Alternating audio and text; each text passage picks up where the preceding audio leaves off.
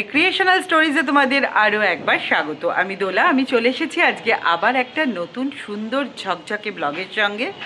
আজকে এখন আমরা সবাই মিলে যাচ্ছি চন্দ্রনগর স্ট্র্যান্ডে। বাজে দুপুর 12টা। তো তোমাদের মনেই হতে পারে দুপুরবেলা স্ট্র্যান্ডে কেন? সাধারণত সবাই বিকেলের দিকে যায়, টাইম স্পেন্ড করে। আজকে চন্দ্রনগর স্ট্র্যান্ডে এই টাইমে যাওয়ার কারণটা হচ্ছে, তোমরা দেখেইছো আমার মিনি ব্লগে যে দাদা এসেছে জলপাইগুড়ি থেকে, আর সঙ্গে রাইমা আর পাপাইও এসেছে।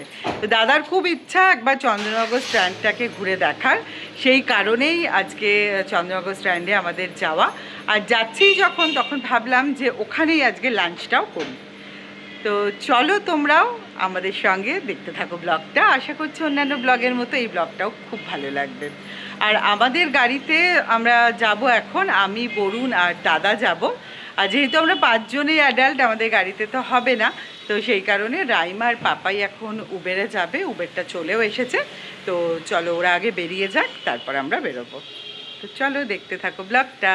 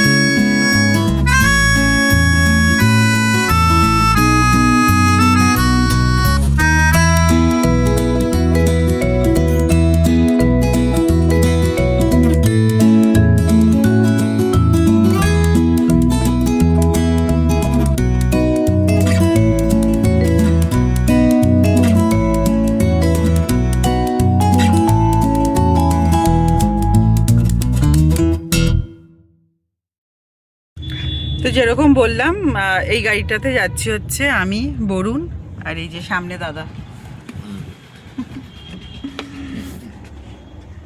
রাইমারা বোধহয় এত করে পৌঁছেও গেছে, না না পৌঁছালো, কাছাকাছি চলে গেছে। হ্যাঁ, কাছাকাছি চলে গেছে। আমরা ওলা পাওয়া যায় না?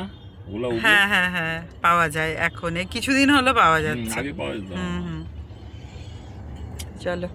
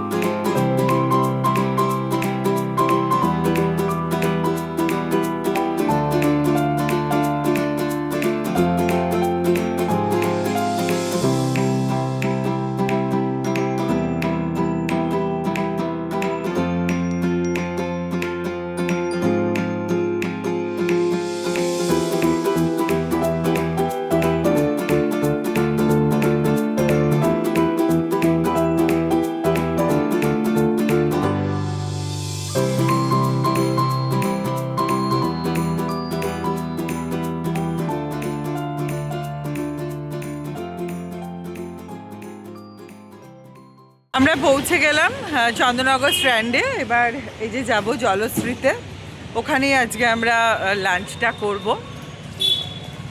রাইমা আর পাপাই তো আগেই চলে এসেছে, ওই যে আসছে।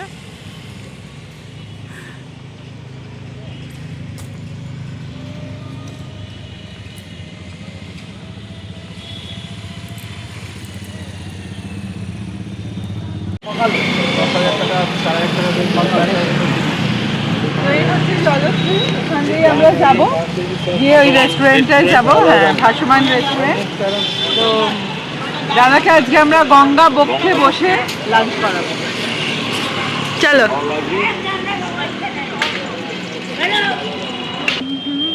ওদের ঠকানো হয়েছে।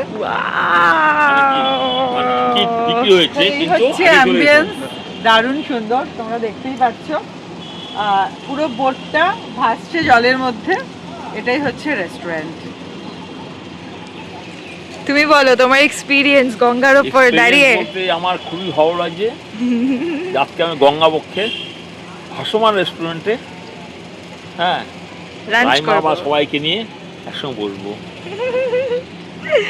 খুব ভালো লাগছে। এই জলশ্রী রেস্টুরেন্টটা সম্পর্কে যতটাই বলবো ততটাই কম হবে।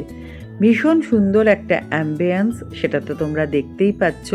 তাছাড়াও এখানকার ফুড কোয়ালিটি কিন্তু অসাধারণ, সব রকম খাবারই এখানে পাওয়া যায়। একটা বোটকে রেস্টুরেন্টের আকার দেওয়া হয়েছে। গ্রাউন্ড ফ্লোরে যেরকম আছে ডাইনিং হল, ঠিক সেম ডাইনিং হল আছে ফার্স্ট ফ্লোরে, আর আছে বাইরে বসে খাবারও ব্যবস্থা। যে যেখানে ইচ্ছা বসে গঙ্গাকে উপভোগ করতে করতে লাঞ্চ বা ডিনার খেতে পারে। ভীষণ সুন্দর হচ্ছে চারিপাশের পরিবেশটা, সকালে একরকম আর বিকেলবেলা আর একরকম। আর এই যে এখন যেটা দেখতে পাচ্ছ, এটা হচ্ছে ওদের কিচেন এরিয়া। ভীষণ পরিষ্কার পরিচ্ছন্ন চারিদিকটা, দেখলেই কিন্তু মন জুড়িয়ে যায়। এছাড়াও তোমাদের স্পেশাল ডেতে তোমরা পুরো বোটটা কিন্তু বুক করতে পারো। 50 জন যদি হয় তাহলে পুরো বোটটা বুকিং হবে, এবং গঙ্গা বক্ষে এইভাবে ঘুরে ঘুরে তোমরা লাঞ্চ বা ডিনার করতে পারবে। সেটার অভিজ্ঞতাও কিন্তু অসাধারণ হবে। আর যেহেতু ক্রিসমাস এসে যাচ্ছে আর কি আপকামিং, এই জন্য একদম ক্রিসমাসের একটা ভাইবস কিন্তু অলরেডি চলে এসেছে। চলে এলো আমাদের ওয়েলকাম ড্রিঙ্কস, আম পোড়ার শরবত। শীতকালে এই শীতের ওয়েদারে বসে বসে খাচ্ছি আম পোড়ার শরবত, দারুণ কিন্তু এর এক্সপিরিয়েন্স। রাইমা অবশ্য খেয়েছে গন্ধরাজ ঘোল। এরপরে আমাদের স্টার্টারে চলে এলো ক্রিস্পি বেবি কর্ন। খেতে ছিল কিন্তু এটা অসাধারণ। যারা তোমরা এই রেস্টুরেন্টে আসবে অবশ্যই কিন্তু এই ক্রিস্পি বেবি কর্নটা ট্রাই করো, সত্যি এর টেস্ট কিন্তু ভুলতে পারবে না। ক্রিস্পি বেবিকর্নটা আমাদের সকলেরই ভীষণ পছন্দ হয়েছে। এটা খেতে খেতে আমরা একটু নিজেদের মধ্যে গল্প গুজব আড্ডা দিতে দিতে চলে এলো আমাদের সেকেন্ড স্টার্টার, পনির টিক্কা মশালা। এটা দেখো কি দারুণ দেখতে, আর টেস্ট ছিল অসাধারণ। তবে পার্সোনালি আমাকে যদি কেউ জিজ্ঞাসা করে তাহলে আমি বলবো এটার থেকে অনেক বেটার হচ্ছে ওই ক্রিস্পি বেবিকর্নটা। বাড়ির সবার অবশ্য এটাও কিন্তু খুব ভালো লেগেছে। তো তোমরা যদি আসো এটাও স্টার্টারে ট্রাই করতে পারো। আজকে আসলে আমাদের ভেজ ডে, আজ স্যাটারডে, সেই কারণে আমরা সব কিছুই খেয়েছি ভেজ। এটা কি বলো তো, এটা হচ্ছে মশলা আলুর দম, আর তার সাথে ছিল ছানার কোপ্তা কালিয়া, আর বাঙালির সব থেকে প্রিয় বাসন্তী পোলাও, গ্রিন স্যালাড আর চাটনি। এটাই ছিল আজকের লাঞ্চ মেনু। তো কি বলবো তোমাদেরকে, প্রত্যেকটা টেস্ট ছিল জাস্ট অসাধারণ। আমি বারবার এই অসাধারণ কথাটা হয়তো ইউজ করছি, কিন্তু সত্যিই অসাধারণ ছিল বলেই আমি বারবার বলছি। তোমরা এলে এই খাবারগুলো তো ট্রাই করতেই পারো, তাছাড়া অন্য খাবার যে কোনো আইটেমই এখানে ট্রাই করতে পারো। আমি কথা দিচ্ছি তোমরা আশাহত হবে না। সবাই মিলে গল্প করতে করতে এই সময়টা ভীষণ সুন্দর কাটলো। গল্প, আড্ডা, খাওয়া দাওয়া সব মিলিয়ে সময়টা কোথা দিয়ে হুশ করে চলে গেল। এখন আমরা স্ট্র্যান্ডে একটু হাঁটছি, যাচ্ছি আমার স্কুলের দিকে। এখন আমরা যাচ্ছি হচ্ছে আমাদের স্কুলের দিকে। তো চন্দননগরে এসে আমার স্কুলের কাছাকাছি আসবো না এটা তো হতেই পারে না, একবার হলেও চোখের দেখা দেখে যাই। যে স্কুল থেকে আজকের আমাকে তোমরা দেখতে পাচ্ছ, সেটা সবই হচ্ছে এই স্কুলটার জন্য। একটু বাদেই তো সন্ধ্যে নেমে যাবে। হ্যাঁ সন্ধ্যে নামাবি ওয়েট করে যাবে।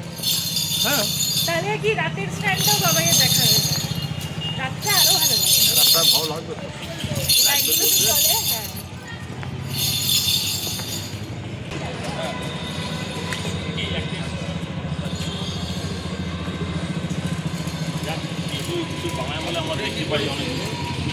না না তুমি তো বলেছো দিদি হ্যাঁ, বলছে যে আমি তো একটা একটা করে। আমাকে মন্দিরে সবার তবে না এটা তো আজকে আমরা এসেছি চন্দননগর স্ট্যান্ডে। তো আমাদের আজকে প্রায় 1 বছর কমপ্লিট হতে চললো আমাদের এঙ্গেজমেন্টে। তো সেই খুশিতে এটা আমরা মামার তরফ থেকে কিনেছি এই সুতোর সোয়েটশার্ট আর প্রাইমারি ড্রেসটা। তো এই দুটো করে আজকে আমরা ঘুরতে চলেছি। পছন্দ হয়েছে তো? ঠিক আছে। স্ট্র্যান্ড ধরে হাঁটতে হাঁটতে আমরা চলে এলাম সেন্ট জোসেফ স্কুলের কাছে। ডান দিকে সেন্ট জোসেফ স্কুলকে রেখে দিয়ে আমরা এগিয়ে চললাম পাতাল বাড়ির দিকে। এই পাতাল বাড়িটা স্ট্যান্ডের একদম শেষ প্রান্তে। এই বাড়িতে একসময় বিশ্বকবি রবীন্দ্রনাথ ঠাকুর, ঈশ্বরচন্দ্র বিদ্যাসাগর এখানে এসেছিলেন। ইতিহাস বলছে সে কথা। রবীন্দ্রনাথ ঠাকুর তো বহুদিন এই বাড়িতে ছিলেন। এখন এই বাড়িতে প্রবেশ নিষেধ। আমি এখান থেকেই একটু হাত বার করে ক্যামেরা করে নিলাম তোমাদেরকে দেখাবো বলে। এর বেশি আর ক্যামেরার লেন্স বন্দি করতে পারলো না। বাড়িটা ভীষণ সুন্দর, ভেতরে প্রবেশ করতে পারলে খুব ভালো লাগতো। এরপর আমরা চলে এলাম চার্চে। যেহেতু সামনেই আসছে ক্রিসমাস, তাই চার্চ এবার সেজে উঠবে খুব সুন্দরভাবে। অলরেডি তার প্রিপারেশন কিন্তু শুরু হয়ে গেছে।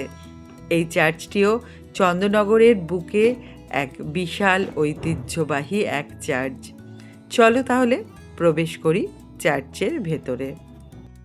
সামনেই যেহেতু ক্রিসমাস, তাই চার্চ সেজে উঠেছে আপন মহিমায়। চারিদিকটা কালার করা হয়েছে সুন্দর করে, আর ফুলের বাগান তৈরি করা হচ্ছে। সব মিলিয়ে চারিদিকটা একদম সাজো সাজো রব। আর ওই যে দূরে দেখতে পাচ্ছ একটা খড়ের চালা, এখানেই কিন্তু তৈরি হবে যীশুখ্রিস্টের জন্মের সেই সময়টার রেপ্লিকা। পুতুল দিয়ে সাজানো হবে এই জায়গাটা। এত সুন্দর দেখতে লাগে প্রতিবার এই জায়গাটা, কি বলবো। তোমরা যদি দেখতে চাও তাহলে অবশ্যই 25শে ডিসেম্বর থেকে 1 জানুয়ারির মধ্যে এই চার্চ ভিজিট করতে পারো। বেশ ভালো লাগবে তোমাদের। আর আমি আর রাইমা যেহেতু কনভেন্টে পড়েছি, তাই ছোটোবেলা থেকেই চার্চে প্রেয়ার করা আমাদের সহজাত। যখনই যে কোনো চার্চে গেলে সেই ছোটোবেলার মতোই এখনও প্রেয়ার করি। তো আমি আর রাইমা প্রেয়ার করলাম, বেশ ভালো লাগলো। অনেকটা ছোটোবেলায় যেন আমি ফিরে গেলাম।